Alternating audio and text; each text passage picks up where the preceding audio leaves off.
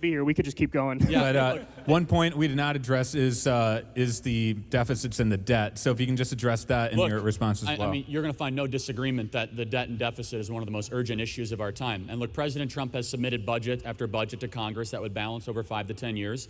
And look, Kyle and I will agree on this. One of the ways that we can balance our budget is ending these silly and reckless and morally objectionable foreign occupations of countries that we shouldn't be in. We can agree on this. And by the way, 2 things of this, done with an elite force of foreign fighters, thanks to President Trump's asymmetrical foreign policy. The leader of ISIS is dead in the last 24 hours. That's a thing that we should applaud. And by the way, that was done with an elite fighting force, no need for a foreign occupation. We can both applaud, the death of an ISIS leader that was totally and completely evil. And so, look, the debt and deficit, I'll tell you, we need dramatic spending cuts, and we need to, shrink the size and scope of government. We could talk about that at length. I think we're here to more talk about things that are happening in real time with President Donald Trump. I want to make 3 points about what Kyle said about the tax bill. Number 1, Republicans in Congress tried to make the tax cuts permanent, and the Democrats objected to it. They filibustered it, and they never allowed it to happen. That's number 1. So I agree that the tax cuts were not permanent for the middle-income workers, but it was the Democrats that prevented it from actually becoming permanent in the last 18 months. Number 2, you talk about corporate tax rates and the percentage of the budget. Well, for those of us that understand and have studied the Laffer curve, we're actually seeing revenues go up. We have record numbers of revenues in the federal government go up because... And why is the deficit growing? Well, it's going because we're also increasing spending on ridiculous foreign occupation wars, something that I'm against. Okay, so we'll agree on that. We're increasing spending, but we're also cutting taxes, so I'm a big believer that we should cut taxes and cut government. So if you're going to... My philosophy is quite consistent. I think that it's better in the people's money when they earn it, it's not government's money to take it. But the second thing I want to make is this, is that the corporate tax rate, as it was lowered, so it was lowered from 38% to about 22%, we're actually seeing compliance go up. So you cited the 1950s. So the 1950s tax rate was marginally ineffective, 2 different things, but it was over 90%, right? And No, I'm talking about the corporate tax. I wasn't talking about the marginal tax rate. Oh, you're not individual. Okay, I stand corrected. Then the corporate tax was about 40%, 50% in the 1950s. But right, it accounted for 33% of all federal tax revenue. Right, so now we don't have the numbers yet in, but it was 8% last year. It's projected to exceed over 13 to 15% because now corporations are complying with the actual federal tax rates, because that's what happens when you lower the tax rates. Less people put their money overseas, and more people comply with the actual laws on the books. The third thing, I want to get to some philosophy really quick. I'll let you respond just real quick. The effective rate went from 23% to 12%, so that's not true. The effective rate went down under Donald Trump. Corporation or individual? Corporate. 12% for corporate tax rate? Yes, the effective corporate tax rate went from 23% to 12%. Should be 0%, but yeah, that's perfectly fine. That's a very unpopular position. Please proceed. Yeah, no, and I'm happy to elaborate on it. And this is a bigger philosophical point, and this is where Kyle and I will find no agreement whatsoever, respectfully. Is it our money or is it government's money? And that's a really important discussion to have, because you frame this as the creation of wealth is somewhat of a bad thing. I'm not going to try to mislabel what you're saying, but just because someone got rich does not mean anyone got poor. In order to get rich in a market society means that you have to employ people, you have to have a good idea, you have to voluntarily sell it over a long period of time, people have to purchase that product, you have to continue to prove yourself, you have to probably buy property or rent property, you have to get money flowing through the economy. Just because someone got rich does not mean they went around and stole the money away from people. Wealth creation in a market society requires innovation, entrepreneurship, something that makes every single person in this room richer. So when someone gets rich in a market society, they did not pillage and plunder and get that money with putting guns to people's heads. Instead, they were creative, they were entrepreneurs, and they were innovative, something that should be rewarded. And so that's where the philosophical difference is. You look at wealth creation as something that might be bad. I don't want to mislabel it, but that's not what I think. Your preferred presidential candidate says billionaires should not exist. I believe that every single person in this room that is using an iPhone, that goes to Amazon.com and uses Google and Facebook, your life has been made better thanks to the profit incentive that only someone that could become a billionaire is made possible. A market economy is the greatest, most assured way to create wealth for all people. Socialism is much more about hating the rich than helping the poor. I yield my time to Kyle. All right. Okay. That, folks, in a nutshell, is the perfect embodiment of what capitalism is all about. The premise that you always have to stress about capitalism, because somebody got rich, does not mean that somebody got poor. If I gave everybody $1, there's 10 people in a room and I gave everybody $1. Everyone's got $10. I come up with an idea that I decide to charge somebody $3 for, and 5 people like that. Okay? And I'm sorry, give them $10 each. $10 each in a room, $10. Everyone's got $100. I come up with an idea that I decide to charge somebody $3. 5 people like it. So 5 people now come up and give me $3. So I get $15. Now I've got $25. They've got 7. But they got something that they wanted. Nobody put a gun to their head to buy that. Nobody. And the other thing that we've got to basically say is that everybody talks about government money. Money to the government. What the government is going to spend it on. What the government is taking it from. It's not their damn money. It's our money. It's the people's money. Wealth has never been created by government. Wealth has only been squandered by government. That's it. That's the only thing government is good for, basically.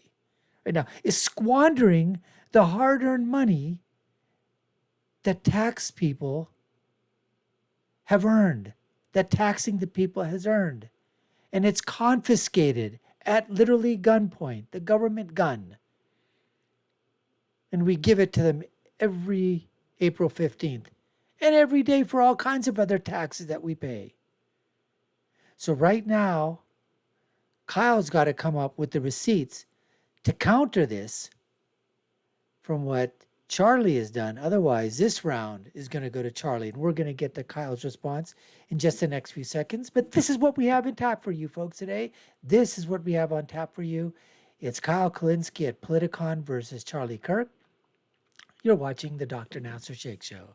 I'm your host, Dr. Nasir, where I give you my political prescription from my political perspective of what happens when these things collide, like a leftist Kyle Kulinski with a conservative and someone on the right, Charlie Kirk, when social media, corporations, taxes, government, policies, religion, culture, all come colliding together.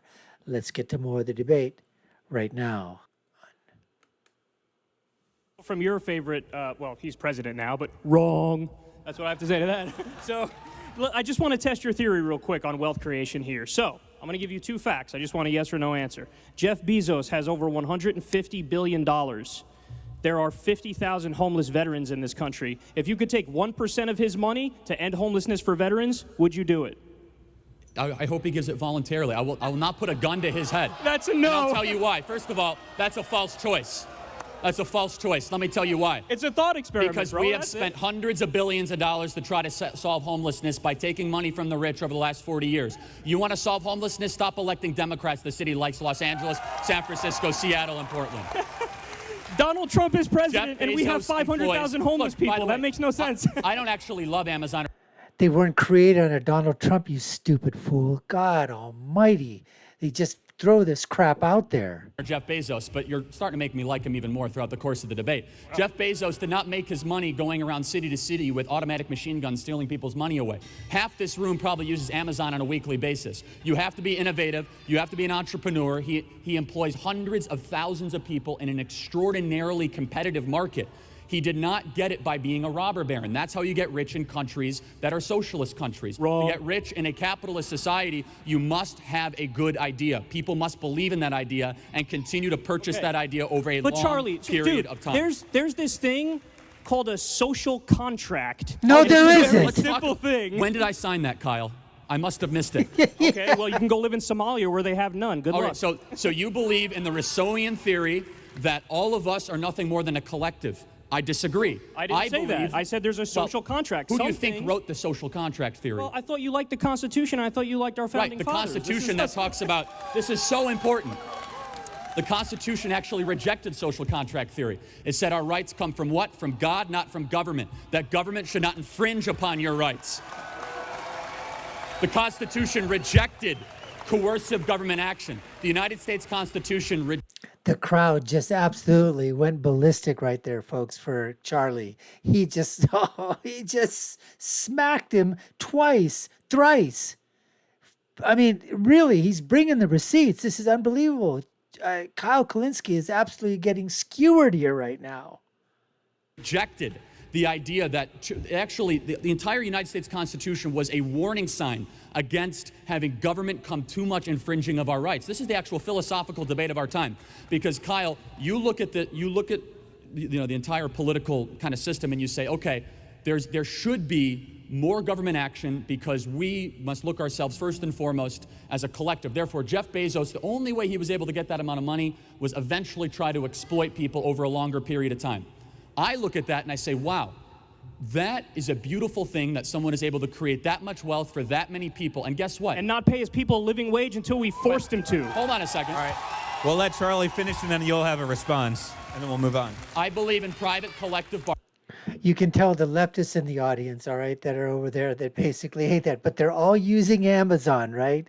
So they all say, you're not paying the Amazon workers properly, but you're still buying from Amazon. If you feel that strongly about it, then you should basically say, I'm going to boycott Amazon. I'm not going to buy anything from him because I feel that he's being exploitative on his wages. And by the way, folks, forget about the social contract theory.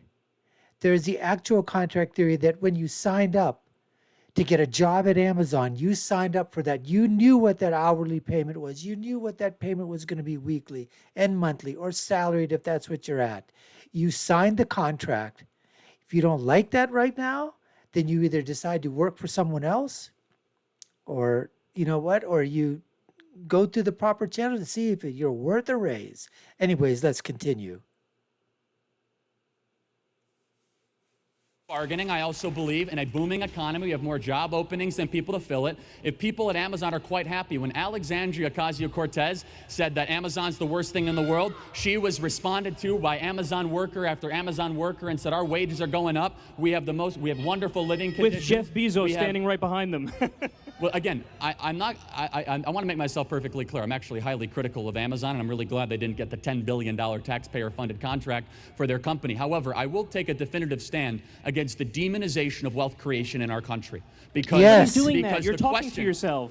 Well, your You just said that thing, Kyle. You just basically called out Jeff Bezos for not creating wealth and for exploitative aspects of his company on his workers. And then you basically say, I'm not saying that. Come on.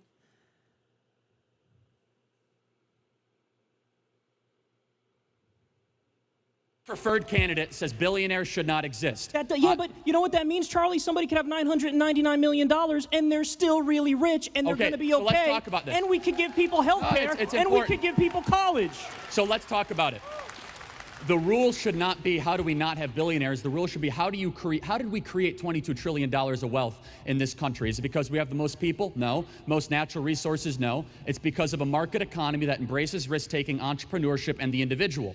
Countries across the world have tried everything from exploitation and stealing money away. India has more people. China has more people. The only reason China is able to get any sort of form of economic growth, they tried state-run coercion, is they actually embraced more Didn't market work. principles over the last 15, 20 years, despite the evil communist Chinese party.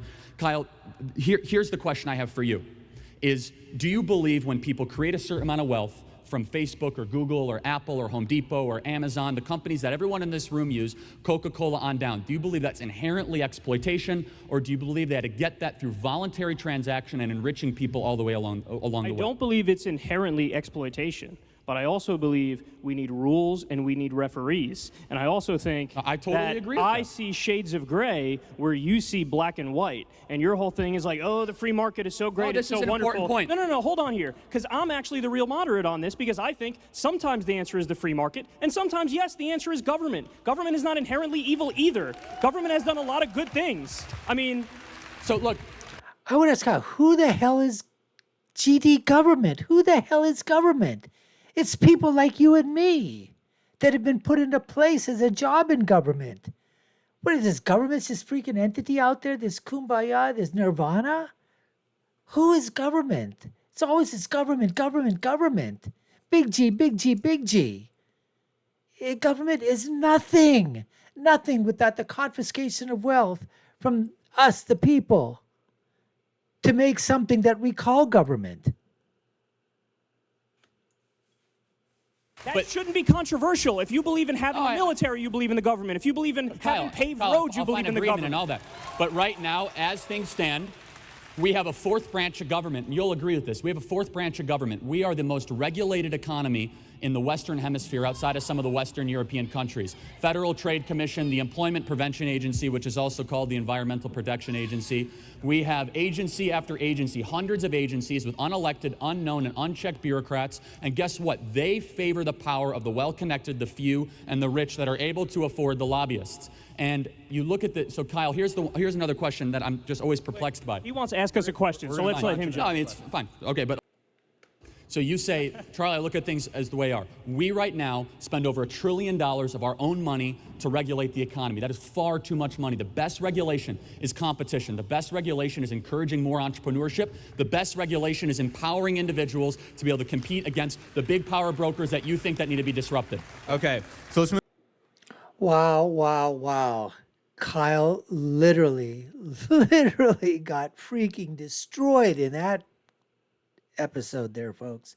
That part of the debate, I mean, that was like, that was like two swordsmen dueling. And Charlie just scoring point after point after point. On guard, on guard, on guard. Like you can see in the Olympics when they do fencing. And every time they touch a part of the suit, they get different points for that. I don't think Charlie got touched. I mean, he might have been scraped a couple of times. I'm trying to think. I don't think so. But Charlie just he delivered the receipts, not only about the Trumpian economy, but just on overall the Constitution. He defended the rights of billionaires, defend the rights of corporations, capitalism. I mean, everything that was out there, he just had all the receipts, and literally all that, Kyle could do was literally backpedal and throw out a couple of things that, yeah, you use the market economy. Yeah, I sort of agree with that, but that's not what we were talking. We were doing something different. Folks, that was a lesson in what not to do in a debate as far as Kyle Kulinski is concerned, and what you do in a debate to win. You follow what exactly Charlie Kirk did there. Literally, unbelievably, just obliterated, completely dominated that part of the debate. Anyways, we appreciate you taking the time to watch. You've been watching the Dr. Nasir Shaikh Show. I've been your host. My name is Dr. Nasir. A few minutes already, and you love our channel and you got some great content out of it, go ahead and hit that subscription button, like, share, and follow us. You all know what to do. Check out the other videos we have on our links above and below. I'll leave you with my final thought, which is, when you're right, you're right. And when you're left, you're wrong. Until next time, folks, take care and stay safe.